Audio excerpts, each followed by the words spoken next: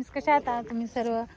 आम्ही आज आलो संगा देवाला, म्हणजे आमचं कुलदैवत असते तिथल्यासाठी व्हिडिओ बनवत आहे. कंटिन्यू करा, समजेल कोणतं देव आहे किंवा कुलदैवत काय आहे आणि कसं एन्जॉय केलं. फॅमिली सगळी आहे.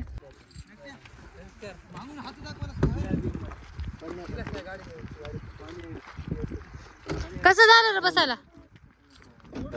ऑनलाईनच आला नाही, झोपला होतास काय? बाबाजी कुठे आहे? ते दिसणार आहे, दिसते. आमच्या बाबाची गाडी ही आहे. आणि ही आहे मंदिर. मंदिर पाशी आलो. इथं असा कुंड आहे, कुंडामध्ये आंघोळ करतात सगळेजण.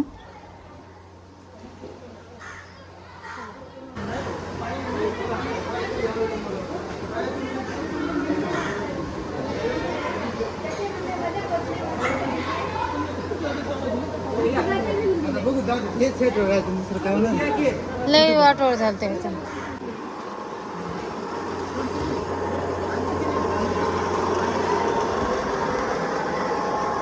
महादेव किती छान आहे.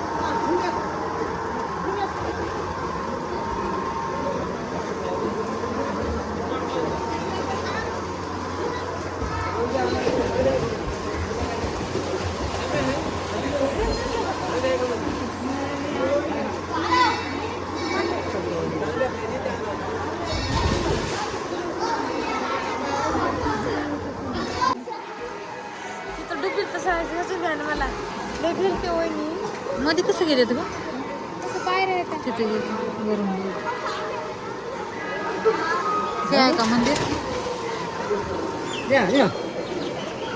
मला कधी येईल ग पोहायला? पैसे तुला येते पोहायला?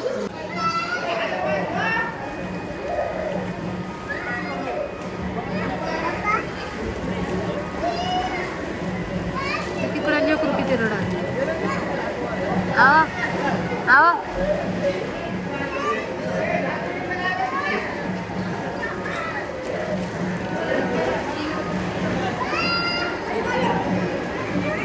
साई साई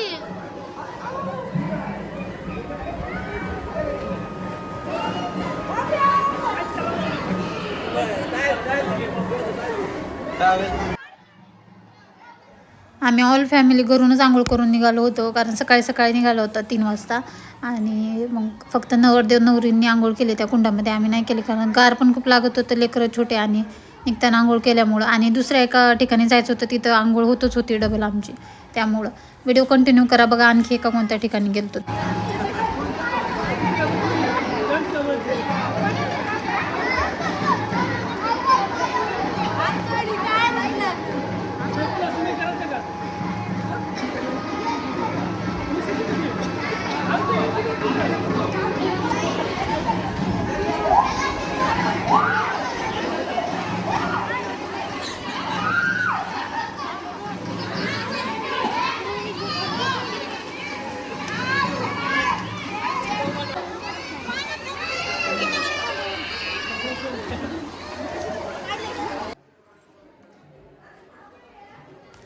आणि हे आहे मंदिराचा मेन दरवाजा.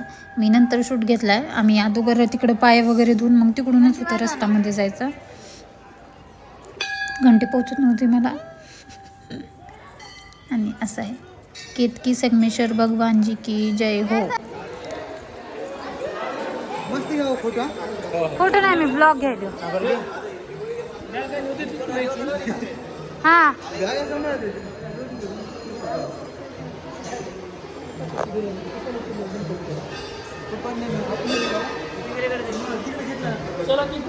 हे चला बोलवायला ते.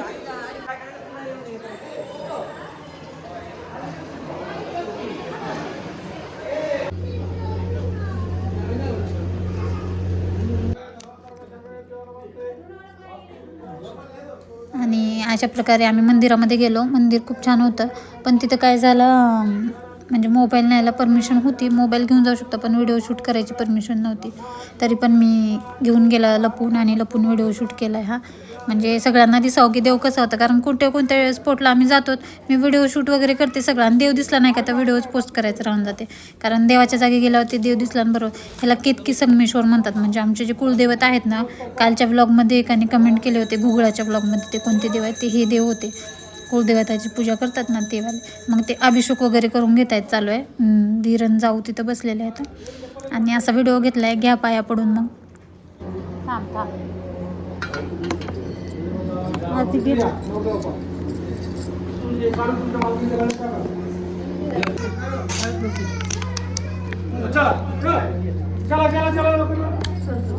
चला श्लोक पाय पडला.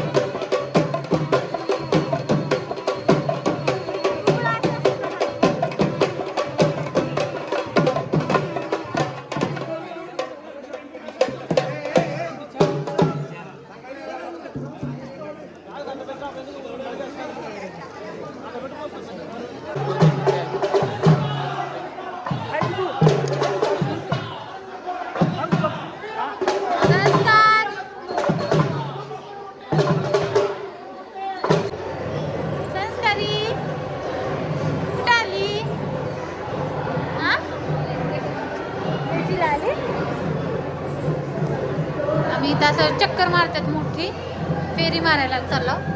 सगळी फॅमिली होती, त्यांनी मारून गेले, आम्ही चाललो नंतर. आणि खूप असा गर्दा आहे इथं.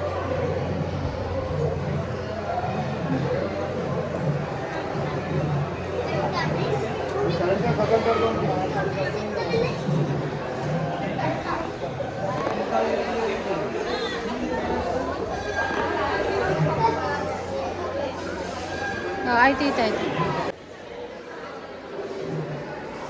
आणि हे काही तर देव आहे, महादेवाच्या वरलं जे असतं ना ते आहे. ते असं 3 बोटानं उचलायचं, म्हणजे डाव्या हाताच्या अंगठा, करंगळीच्या बाजूचं बोट आणि मधलं बोट, असं 3 बोटानं उचलायचं होतं. ते मी प्रॅक्टिस केली, मला काही जमलं नाही, खूप वजन जास्त होतं त्याचं. आमच्या आईला जमलं उचलायला बघा. हां आले मग म्हणाले 500-600 पर्यंत देतात करून. दिवस आले संस्कार बॅटरी ना.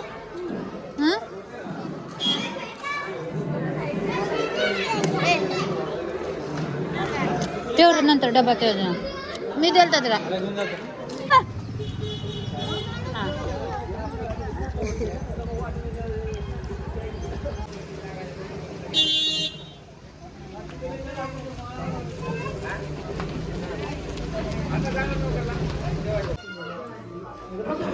आणि तिथे जेवायचं कसं होतं, म्हणजे आपण देवाला नैवेद्य पण करून दाखवावं लागतं पुरणपोळीचं. घरून काय होत नाही एवढ्या सगळ्यांचं घेऊन जाणं. मग ते शिदा घेऊन जायच्या घरून, म्हणजे तांदूळ वगैरे, डाळ, पुरण घालायची डाळ सगळं, आणि तिथं द्यायचं. त्यांनी आपण दर्शन वगैरे करून येईपर्यंत बनवून ठेवतात, दक्षिण वगैरे घेतात त्याच्या मापातच. आणि असं तिथं बनवत होते. हे दुसरं कोणी तर आहे, तर त्यांचं पहिलं चालू होतं जेवण, त्यांचं झाल्यानंतर आमचं होतं. आणि मग त्यांना सगळी शिदा दिल्यानंतर बनवून द्यायला. एवढ्या पोळी पातळ पातळ बनवतात ना, जामच पातळ पोळी. आणि हे बसले होते आमच्या माणसं सगळे जेवणासाठी. आणि आमचं जेवण वगैरे झालं. दुसऱ्या देवाला आलो आम्ही, नरसा देव म्हणून आहे तिथं. एवढी बारी लागली होती, पूर्ण पाण्यामध्ये जायचं होतं तिथं. तर बघा व्हिडिओ कंटिन्यू बघा कसं पाणी होतं. मी मोबाईलमध्ये नेला होता इथं पण. आणि गर्दा खूप जास्त होता.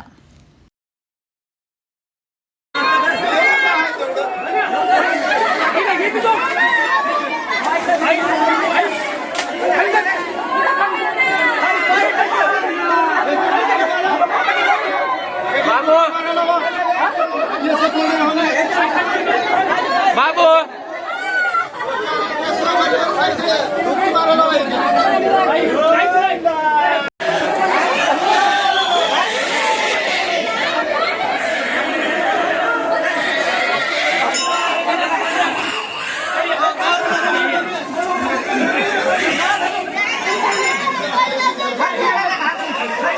उतर खाली उतर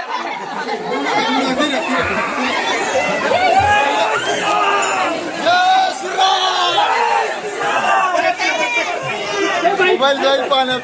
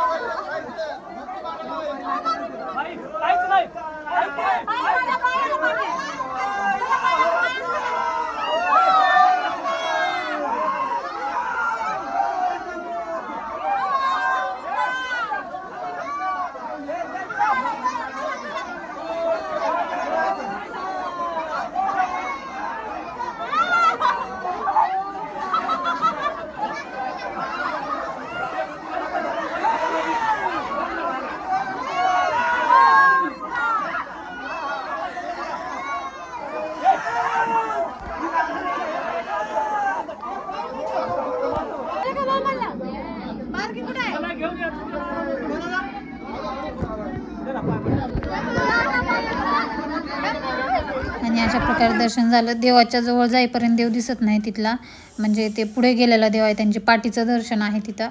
मग दर्शन वगैरे झालं आणि वापस निघालो. कसा वाटला ब्लॉग नक्की सांगा, लाईक करा, शेअर करा, कमेंट करा आणि तुम्हाला पण हा देव माहीत होता का हे पण सांगा. बाय बाय, भेटू नेक्स्ट ब्लॉगमध्ये.